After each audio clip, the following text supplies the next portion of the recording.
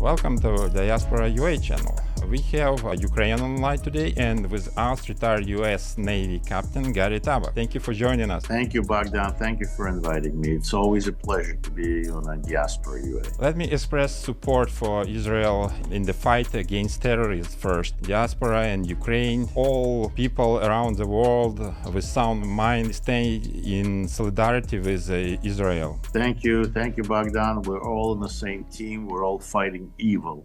And those of us who know something about the subject, we know and understand that evil has one birthplace. Today is affecting all of us. Garri, regarding the situation in Ukraine, you've been there for several weeks again in your humanitarian mission. How would you describe the situation? We know that despite the fact that funds provided to Ukraine with weapons remain in the White House, 4.2 billion through the PDA channel, President Biden saying that he needs to sign new bill of 60 billion. How would you describe all this situation? Well, I think it would be fine to vote for that bill and in our Congress, but unfortunately, nobody can explain what's in it for Ukraine. They say it's $61 billion, but when it's broken down, there's very, very little for Ukraine, practically nothing. Yet there is already some money that's sitting that belongs to Ukraine in the Pentagon. Like you said, $4.2 billion plus $7 billion in other programs that can order weapons for Ukraine. But President Biden is not releasing it. And the press attaché of Pentagon said that, well, we don't want to release that $4.2 billion. We know it's Ukrainian money, but because it may cause discomfort. I did not know that Pentagon has something in its doctrine or it's on our laws somewhere that it says that in the United States we're not supposed to feel any kind of discomfort or such thing even exists as comfort and discomfort. So it is definitely, we know that in that bill there is $10 billion for Gaza, assistance to Gaza, which we know that it's not going to go to people of Gaza, it's going to go to Hamas, it's going to go to terrorists. There is nothing in that bill about our border security. We know that 320,000 illegal immigrants that have been flown to the United States by charter airplanes to the states that we don't know, and there, between 10 and 20 million illegal immigrants have crossed our borders in recent times. So we can't even have accountability. Among them, plenty of criminals. We read every day that they've murdered somebody, raped somebody, drugs on the streets. It's a chaos. And New York is paralyzed with them. So that bill is definitely being used purely for political reasons. The Democrats and President Trump suggesting that we should vote separately for Ukraine, separately for Israel, separately for Gaza, separately for Taiwan, and separately for border. But Democrats refuse to do that because they're trying to play both fields, pro and anti-Israel fields. And they've taken Ukraine hostage that way. Meanwhile, in Ukraine, we see air raids every day, at night and day. It's very difficult to rest. It's very difficult to live, to go to work, to go to school. Many schools are closed. We see, murdering children in their sleep. Odessa recently, and still not enough anti-missile defenses, anti-air defenses in Ukraine, which is really that the Free West can't agree on anything. Still no air superiority, no aircraft delivered. They're saying that by the summertime or in the summertime, there'll be 6 old F-16s given to Ukraine, which is really sad. By the way, about F-16s, I'm sorry for interrupting you, but just recently I found very interesting information that defense contractor Eric Prince said that White House rejected his plan to send all U.S. fighter jets to Ukraine before the war happened. It was free for taxpayers because it was actually old jets. He offered this plan since he was the founder of a private military company. He knew how to do this, and he offered for White House to do this. It would cost only $400,000 for taxpayers for everything, for training, infrastructure, everything. It would prevent this war. War wouldn't happen. Well, lots of things were done. I know that President Zelensky asked to close the skies, and Ukrainians were asking to close the skies. I know that the people were willing to volunteer to operate Patriots and other air defenses if they would have been given to Ukraine. But there's really cities have been wiped out of the face of the earth. And God knows how many tens or maybe hundreds of thousands of people that have been killed, innocent people. So it is a crime, I think, for us, the West, to sit by and watch the destruction of it, and using 61 billion supposedly maybe that could have been given to Ukraine but are not given to Ukraine. And the Lend-Lease, our Congress, the voice of the American people, voted by supermajority for Lend-Lease to give Ukraine as much as possible, as quickly as possible, to end this war, to end the killing. And President Biden did absolutely nothing on it. He took no action on it, gave absolutely zero on Lend-Lease, sending all kinds of fakes into Ukraine, saying it's going to start in October, saying it's going to, it's just in case of emergency. It's a symbolic law. I've never heard of such thing as symbolic law or comfort law or any of these laws in the United States. So definitely today's administration in the White House is not pro-Ukrainian, is not to have a victory of Ukraine and stop that killing. Not that they have ever said or mentioned the word victory. They said independence, freedom, but not a victory. They definitely said that President Biden, in the beginning of the war, he lifted sanctions of the Northern Stream, and he put sanctions on our Keystone Stream from Canada, did not allow to develop our gas and oil. The price of oil went up, fed our enemies like Iran, therefore Hamas and Hezbollah, Russia, therefore the war in Ukraine started.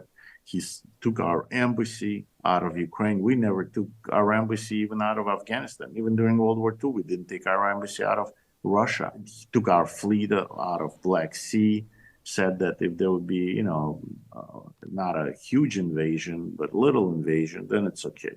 But it will be a big invasion, then it's not good. Offered President Zelensky leave Ukraine, gave Ukraine 3 days, never put any sanctions in, yet promised a lot of it. So they were never interested in the Ukrainian victory or at least stopping this killing. When Prigozhin, the mercenary, the Russian criminal mercenary, was with the Wagner group, the mercenary group, was marching towards Moscow, the Secretary of State Blinken came out and said that they warned Ukrainian government not to conduct any operations against Russia on the Russian territory or have any kind of provocations against Russia while things will not stabilize for Putin and Russia. So we know whose side they're on. So I think it is criminal for the West, for all of us, to sit by and watch a nation being wiped out, children being killed. And just recently, we saw this terror attack on Odessa, where children were killed in their sleep in the arms of their mothers. And the Security Council of the United Nations, they were discussing what kind of packaging to be done for humanitarian aid in Gaza. In the United States, none of it was mentioned. No additional sanctions, nothing. It's just the everyday killing in Ukraine became a regular, everyday affair. I think it's criminal for us to ignore those things and to allow for over 2 years for this genocide to go on. Yes, and besides this 4.2 billion through the PDA channel, we also found another 6 billion that's supposed to be used for orders for arms supply to Ukraine since March last year, I think. But they remain untouched. We have been staying there almost a year. And we see this request and speech at the Union, President Biden saying that Ukraine gonna lose territory and lose the war if we don't sign this bill. But 11 billions untouched since last year, and taxpayers, they don't know about this. Why media silent about it? What do you think? I think the entire media has been corrupted by the corrupt government that we have in the United States, unfortunately. The entire academia has been corrupted by the socialist ideology, which happened in the Soviet Union, really. The Bolshevik revolt was not created by the peasants and sailors. was created by students, was created by the journalists, was created by the Frankfurt School of Socialism, and it continues to be that way. Now it came to the United States and the West, and for that reason, they do not want countries such as Israel, such as Ukraine, who are fighting for their independence, that are fighting for the values that they share with the United States and with our country, with the West, because they want to change the West. This is the Davos plan, as they plan to globalize I know it's going to sound like a conspiracy theory, but it's not. You can read their doctrine. You can read what they're talking about, and they're talking about one big happy China for the rest of us. So it's the countries, the ones that want to fight for their independence and to be sovereign from others, having respect for human life, having freedom of speech, having dignity for their citizens. They don't want that. And their best corporate is Iran. Why would we give Iran $10 billion?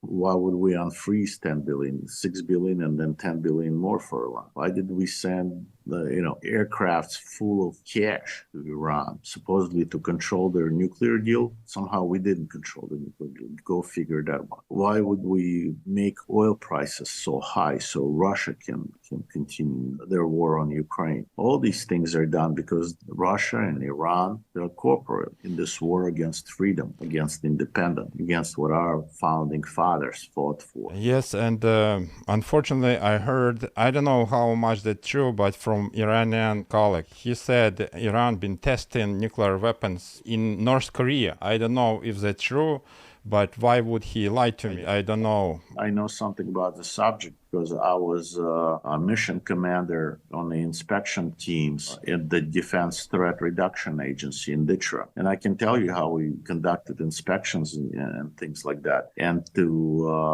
terrorists tend to cooperate with each other, even if they have different ideologies. So there is no surprise that Russia cooperates with Iran cooperates with North Korea cooperates with Venezuela, and so forth, and with Al-Qaeda, and with ISIS, and with Taliban, and Tommy Tigers, Red Brigades. They all cooperate with each other, and they do learn from each other. So I wouldn't be surprised if they do that, especially if there's plenty of cash to flow around that we have provided them with. And to have a deal where Iran inspects itself is stupid. Yes, and since I've been born in USSR, I remember that system, and I see surprisingly here in United States very similar things like censorship and all this lie. Can't believe that this war could be easily prevented, but President Biden didn't want to. And right now, as you and I are talking, Ukrainians are starving for artillery rounds, and supposedly we'll have 4 million cluster rounds that are being destroyed. And supposedly we already destroyed the million. Instead of giving them to Ukraine, we're getting rid of them. And we know that in the desert, in the mothball, we have plenty of weapons, plenty of tanks, plenty of HIMARSs, plenty of everything, plenty of aircraft that we can give to Ukraine. But yet, even when the Poles in the beginning of the war wanted to hand over some MiGs to Ukraine, after first Rammstein, we said, yeah. And then 2 days later, Secretary Austin came out and said no. Yes, unfortunately, I have to say that if Americans, they don't wake up, it will be Soviet Union pretty soon. I see all the sign, all this similarity what was in USSR. And later on, it will be gulags, and 6 to 12 million Ukrainians starve to death because of such system. In China, 100 millions. All this socialist idea will end the same way, I think. We say, all those Uyghurs that are being oppressed and killed in China, all the Muslims that are being starved in Somalia today, millions of them, all the Muslims that are being killed in Syria today, millions of them, it doesn't matter. Only Gaza that matters. So we can see that how unfair and how cynical the world is today, and no discussion of Ukraine, really, as long as we keep that order and corrupt governments in power, unfortunately. Yes. I mean, we can see that During the address of the nation by President Biden, a grieving father heckled him and said, what about, when President Biden said that the world has become a much safer place, and really, it's comical if it wouldn't be so sad, that the world has become much safer place since he became a president. A grieving father of a United States Marine who got killed with his comrades, with his brothers and sisters in Afghanistan during this shameful withdrawal, betraying our allies and dropping all the weapons there and running away. He heckled him, says, what about my son? What about Afghanistan? He gets arrested and imprisoned, that father. Yeah, I heard they came next day to him and they took him. Why? Because apparently it is against the law to protest in Congress. But does he had to be arrested? But only right, freedom of speech. But only few months ago, when there were groups of people protesting in a rotunda, blocking the traffic in our Congress, I don't think any of them were arrested. They were just escorted out. And President Biden was late for his speech because protesters were blocking his way. you know that, right? Right. So that's okay. That's freedom of speech. But when a grieving father just yells somebody who served this country and died. He's died. His son has died for nothing. His son died because of the betrayal of our government, and and 13 others along with them. And God knows how many Afghanis have died since then. The ones that fought shoulder to shoulder with us, back to back. Yeah. You can tell, the same thing happened in Benghazi. Not the same, but similar. Betrayal happened in Benghazi, trying to lie and pretend that it was a protest because of some tapes or videos, while our former Navy SEALs volunteered to go and defend the ambassador that was screaming in the radio saying that is not a protest, that's a full-scale attack on 9/11. Sad. Unbelievable. And I think it's United States, when they left Afghanistan, there was about 9,000 of Americans there. It's unbelievable. There were school children there. There were school children there left. And yet, in the United States, again, we have such people like retired Colonel McGregor and former Marine Major Scott Ritter, who have studios. Who is paying for it? That have staff, I think, working for them, putting 2-3 programs out a day, saying that Russia is right and Ukraine is wrong and we should deal with Russia and so forth. And you and I and the people on our team are working off the iPhones. And probably you saw this report. Biden admin left 9,000 Americans in Afghanistan. Originally claimed 150, and it's a report done by James Rich, U.S. Senator. That's insane. So what we can tell about other nation, about other country, that's a betrayal. And I would like to ask our subscribers, anybody who can see us and hear, just share this information. Our country in danger, not just Ukraine and Israel. This country in danger if this administration will stay in the office. Bogdan, I also don't want people to think that we're anti-democratic party. I know plenty of good Democrats. I know plenty of idiots in the Republican Party. Yes, we're talking sure. We're talking clearly about today's administration. It's a corrupt administration. Yes. It's an administration who is not acting in the interests of the United States and interests of the free world, unfortunately. I hope the next president will be honest and somebody who really American deserve, not this type of politician. Is there anything I forgot to ask you? I think we've covered much of it. Maybe next time. Okay, thank you so much, Garri. Thank you for all you do. God bless America, God bless Israel in Ukraine. Thank you, and glory to Ukraine and glory to Ukrainian heroes.